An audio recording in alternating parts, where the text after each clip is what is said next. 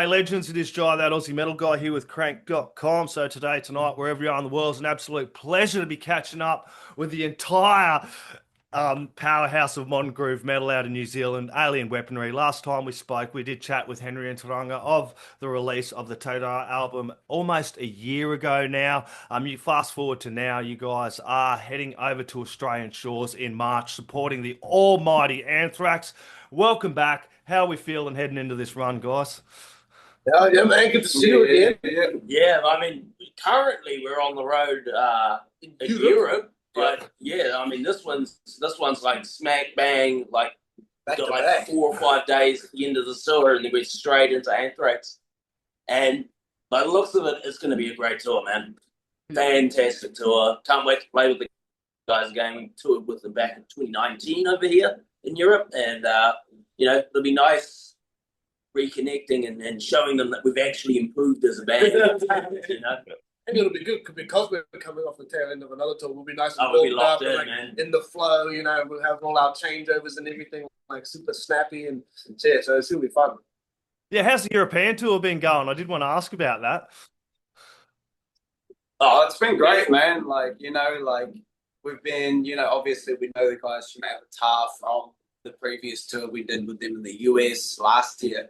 And this tour has just been, just real good. We already know everyone and it's just been super easy, super fun. Crowds have been responding well. Yeah. It's just been great, Yeah, the only real hiccup was we just had to cancel 3 shows. Well, we didn't have to, but Avatar had to cancel 3 shows because their lead singer Johannes got food poisoning. So that was a little bump in the road. But shit like that happens on tour, and you learn how to deal with it. And it was kind of a blessing in disguise because I ended up getting the flu, being bedridden for 3 days. So gave my neck a chance to recover. I kind of blew my neck out on the first week or 2. So first world problems over here. Oh, yeah. Did you blow your neck out moshing, man? I've seen you playing live a couple of times, dude. You're fucking... Dreadlocks are getting a bit heavy. Yeah. Definitely getting a bit heavier. So the album's been out for a year now, guys, and you guys have had time to sit with it, play it a whole bunch of times. How are you feeling about the release now? Are there any tracks also that have hit differently than when they first dropped for you guys? Now you've been able to play them live for a year. Well, we haven't really been able to we only did one headline run since we've fully released it.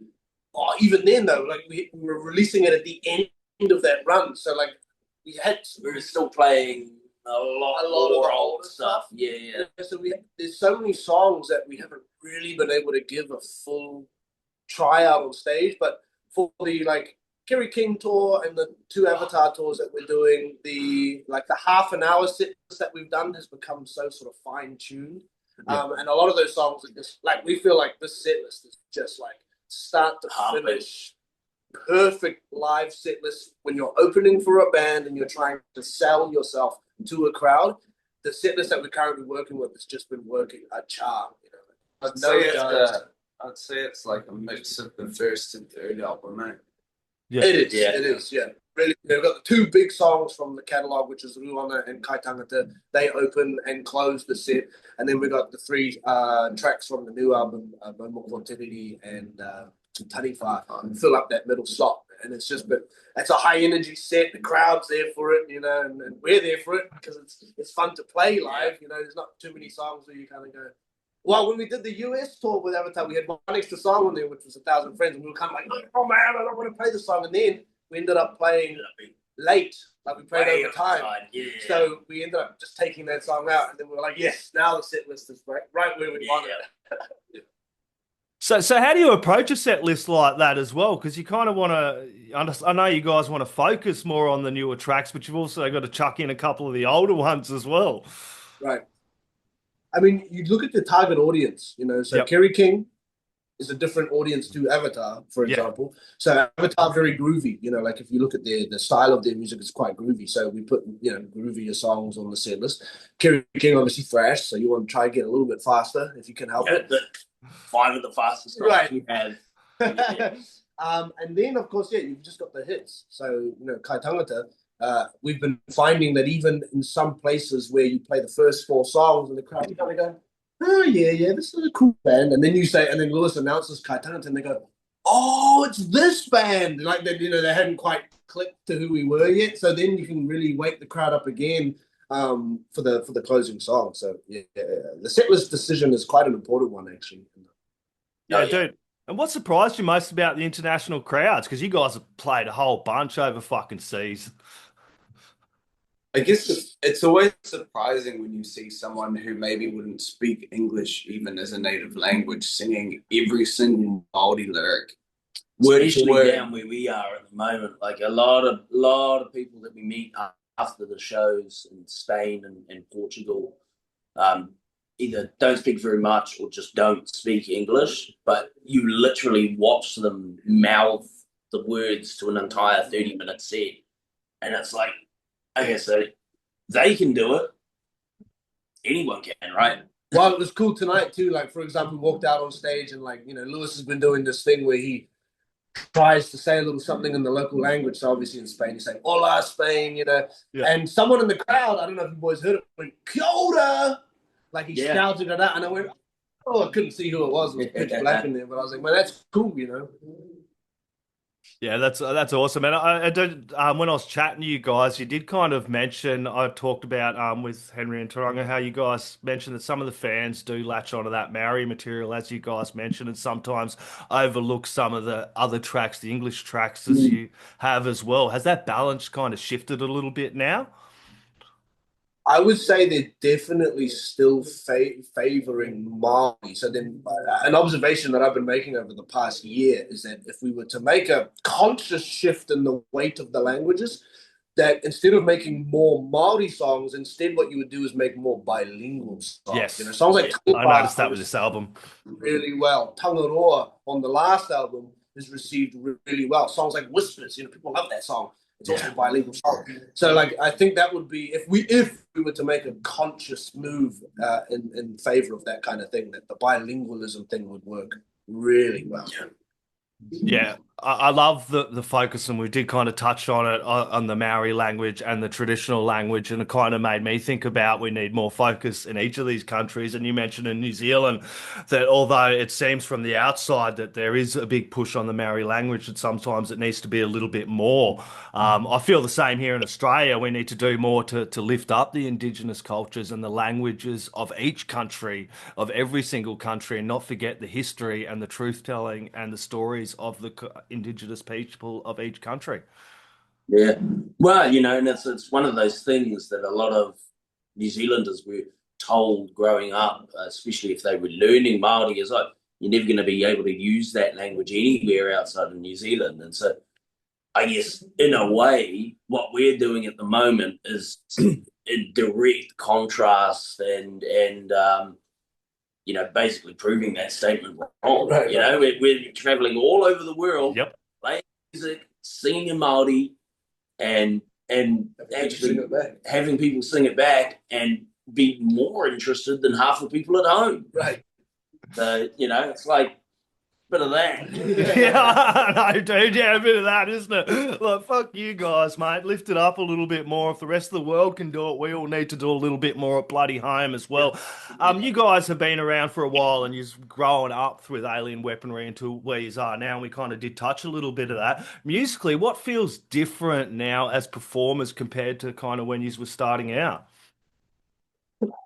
Well, I mean, obviously, you know, like as you get older and as you play your instrument more, you delve more into your style and kind of, you know, get better, or at least that's the theory.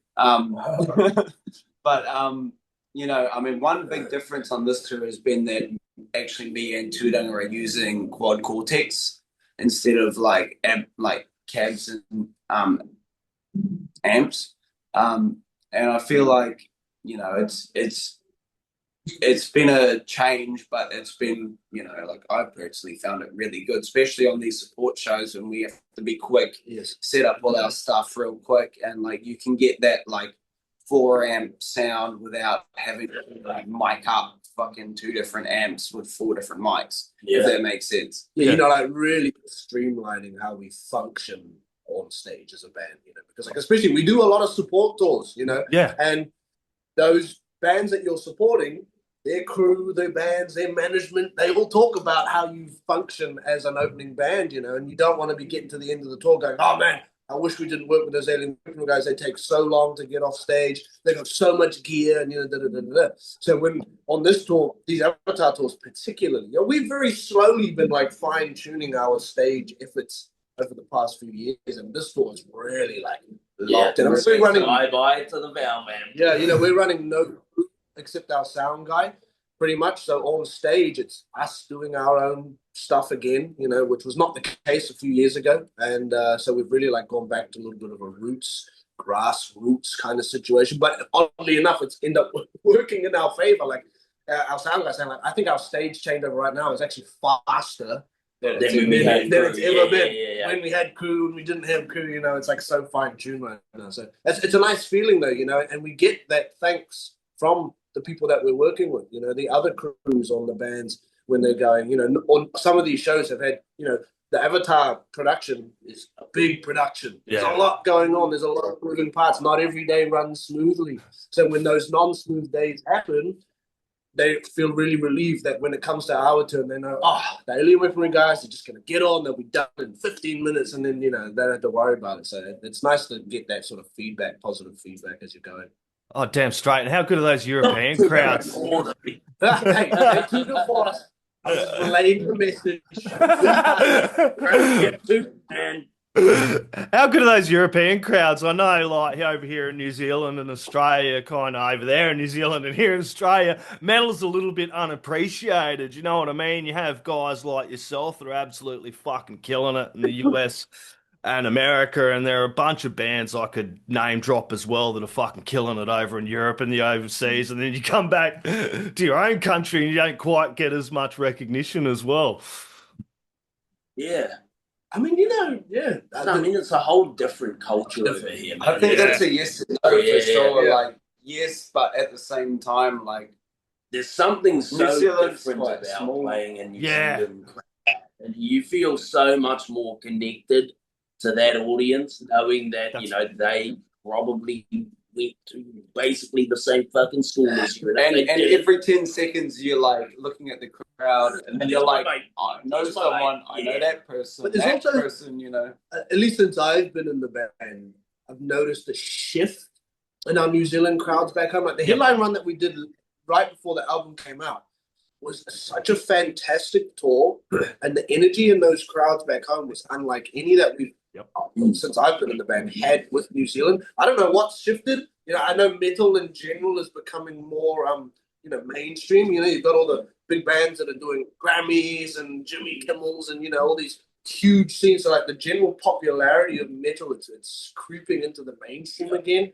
I think too, because the boys were young when they started, a lot of the fans when they were touring weren't actually even old enough to go to the shows. And now they are old enough to come to the shows. All of a sudden, we've got people our age coming out. We've got a lot more people our age in the crowds, which we didn't necessarily see when I joined the band. Like you'd have the freshly 18s or whatever, but a lot of the like 16, 15, 14-year-olds who liked us because they're high school, similar ages, couldn't come to the shows. It's back home. It's actually been pretty sweet, but again, Europe is such a different culture when it comes to heavy metal. Yeah, and those shows they are amazing. But like as you kind of touched on there, it must hit differently playing to Australian and New Zealand audiences because we're just so fucking connected, us two countries as well. Yeah, definitely. Like you can have the same sort of like in between song banter as well. Like like a lot of the bands that doesn't cross those as well. Like sometimes you go to like you get some big crowds in Europe, but you have to kind of either say things slowly or incorporate some of their own kind of phrases and language. I'll never forget the day actually that I don't know why I did it. This was an American crowd, mind you. So English speaking, but they don't have the same kind of lingo and shit. Yep. But I think I called like Lewis was getting them to cheer, and I called it weak sauce. And like, that's a very Kiwi Aussie thing to say. That's fucking weak sauce, bro. Yeah, fucking oath it is. They were like, Crickets. what the fuck? That's absolutely fucking awesome, guys. I can't wait to catch you all down under here supporting Anthrax in March. You are playing a whole bunch of shows. I will chuck the dates up there, but it is starting at Brisbane, March 23rd, Adelaide, my home city, High Street Music Hall, Wednesday, March 25th, Melbourne, Thursday, March 26th, Sydney, March 28th. Everyone sell this motherfucker out. Last word, shout outs. Thank yous are all on you guys. Oh, thank you, man. Beauty, mate. Yeah, thanks for having us. Can't wait to hit Aussie, man. It's been too long. Shout out to Aussie fans, man. Way too fucking long. Catch you down under, guys. See you then. Cheers, mate. Yeah, have a good one, Cheers, brother. ladies.